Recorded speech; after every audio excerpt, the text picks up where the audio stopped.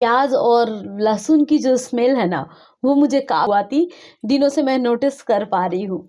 Hey guys, अगर ये same चीज़ें आपके साथ है, देखिए जो फूड आइटम्स होते हैं उनमें से कुछ ना कुछ स्मेल आना, यहाँ मैं सबसे ज़्यादा हाईलाइट करूँगी प्याज को और लहसुन को, जिसे हम डेली सब्जियों में अपने डालते हैं।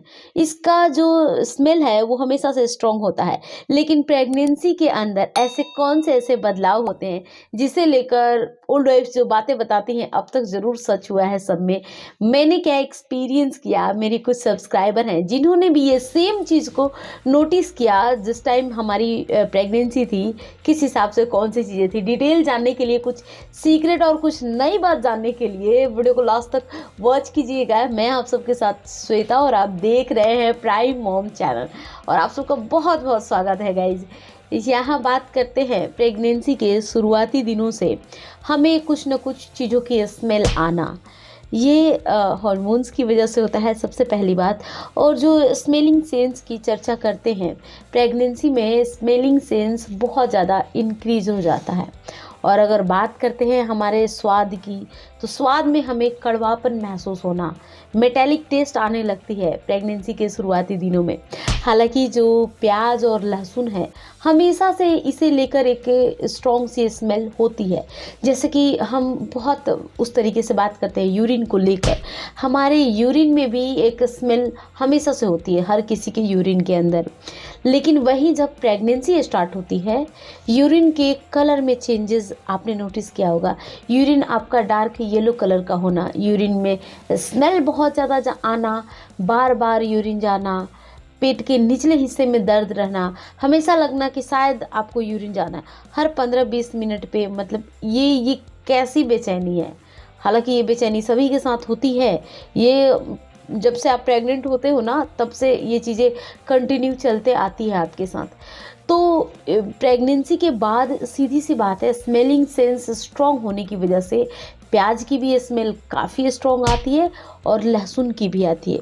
कुछ महिलाएं इसे कुकिंग में इस्तेमाल करने से बहुत ज़्यादा पीछे हटना चाहती हैं, लेकिन एक्चुअली मुद्दा सिर्फ अपने खाने का नहीं होता है, पूरे परिवार को खिलाने का मुद्दा होता है। वैसे केसेस में कैसे भी करके कुकिंग की जाती है, लेकिन स्मेल जो है वो इतनी ज़्यादा आती है कि सर पे वो चीज़ें चढ़ जाती है, इस भाषा में अगर कही जाए तो सीधी सी बात है। इसके लिए यही चीज़ें हमेशा से कही जाती, ओल्ड वाइफ्स इसे लेकर बताती हैं कि स्ट्रॉन्ग आएगी, तो ये ऐसे संकेत होते हैं।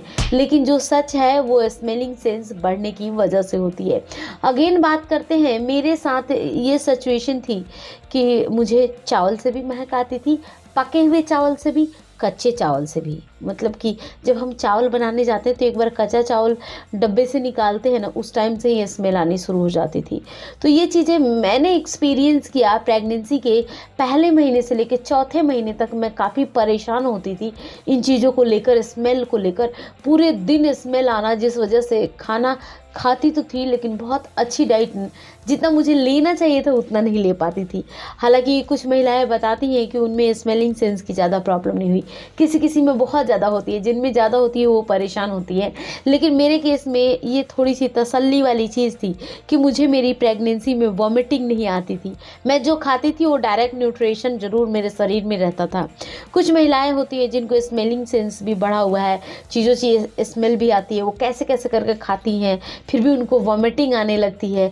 तो ये चीज़ें सभी के साथ डिफरेंट चीज़ें महिलाएं एक्सपीरियंस करती है प्रेगनेंसी में, लेकिन घबराने की ज़रूरत नहीं है। जिन महिलाओं को भी वॉमिटिंग आती है उनके बच्चे भी हेल्दी होते हैं। मैंने ऐसे 10 नहीं 100 एग्जाम्पल अब तक देख लिए हैं।